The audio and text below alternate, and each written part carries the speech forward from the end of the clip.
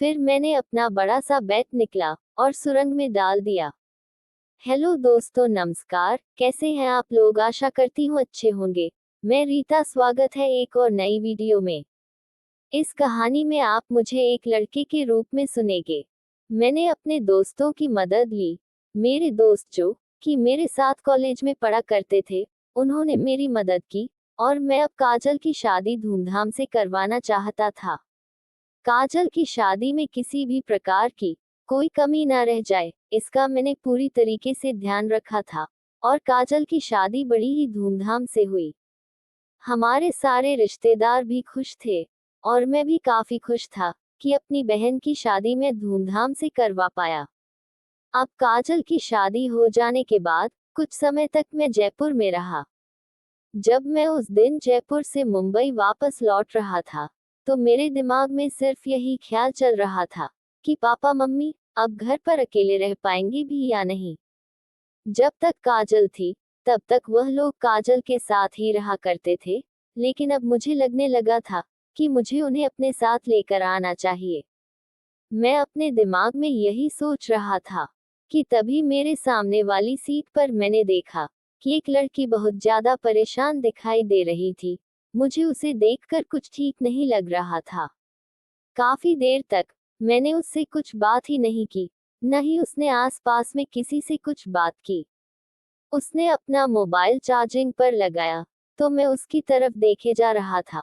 उसके चेहरे की परेशानी साफ नजर आ रही थी।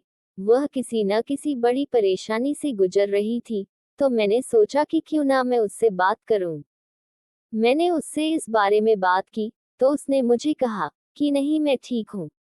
मैंने उससे कहा कि अगर तुम्हें कोई परेशानी है, तो तुम मुझे बता सकती हो। वह कहने लगी, नहीं मैं ठीक हूँ, और उसके बाद वह मुझसे बातें करने लगी थी।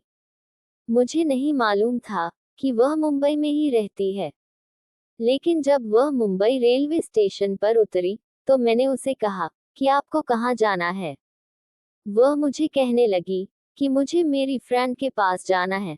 आखिरकार उसने मुझे सब कुछ सच बता ही दिया। वह कहने लगी कि घर में मेरी सौतेली माँ है, जो कि मुझे बिल्कुल भी प्यार नहीं करती हैं, और वह मेरा रिश्ता किसी ऐसे लड़के के साथ करना चाहती हैं, जो कि मुझे बिल्कुल भी पसंद नहीं है। इसलिए मैं घर से बिना बताए ही आ गई हूँ। मैंने कावेरी को कहा कि तुम बेवजह ही परेशान हो रही हो, तो कावेरी मुझे कहने लगी कि नहीं, मैं अपनी फ्रेंड के पास चली जाऊंगी। फिर मैंने कावेरी को उसकी फ्रेंड के घर पर छोड़ दिया था और उसके बाद मैं अपने घर पर चला आया था। लेकिन मुझे जब भी कावेरी का ख्याल आता, तो मुझे यही लगता कि कावेरी के साथ कितना गलत हुआ है। मैंने उस दिन कावेरी को फोन किया। मैंने कावेरी से उसका नंबर ले लिया था और उसके बाद भी मैं कावेरी की काफी बार मदद करता। कावेरी और मैं एक दूसरे को अच्छे से समझने लगे थे और कहीं ना कहीं हम दोनों एक दूसरे को प्यार भी करने लगे थे। मुझे कावेरी बहुत ही पसंद है और हम दोनों लोग एक दूसरे को प्यार करने लगे थे। मैंने कावेरी को ये बात बता दी थी और कावेरी को भी इस बात से कोई इतराज नहीं था, क्योंकि कावेरी भी मुझे प्यार करती थी।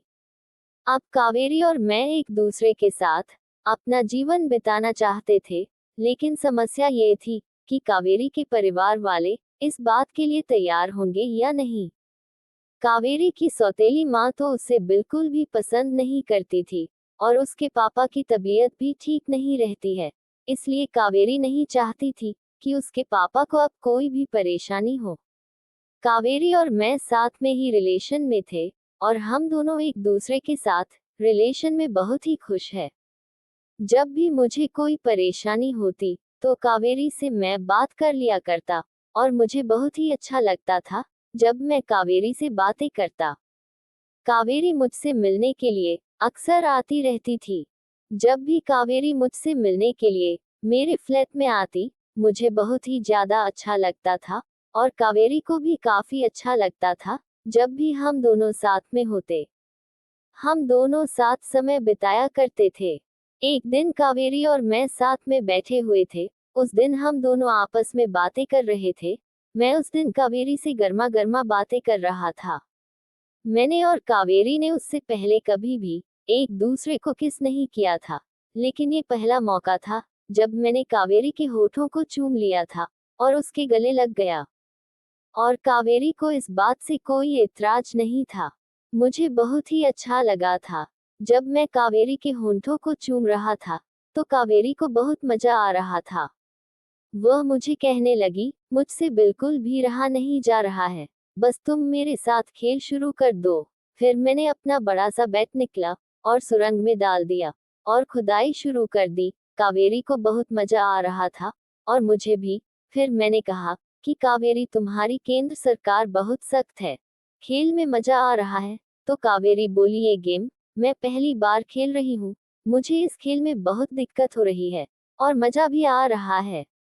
हमारा रोमांस करीब 15 मिनट तक चला, भी मैं आउट हो गया, लेकिन कावेरी के साथ खेल में मजा बहुत आया और हम दोनों ने एक दूसरे की इच्छा को पूरा कर दिया था। हम दोनों शादी करने को तैयार थे। मैंने कावेरी से कहा, मैं तुम्हारे साथ शादी करना चाहता हूँ। कावेरी और मैंने कोर्ट मैरिज कर ली है। हम दोनों साथ में मुंबई में रहते हैं। हम दोनों बहुत ज्यादा खुश हैं। कावेरी मेरा बहुत ही अच्छे से ध्यान रखती है।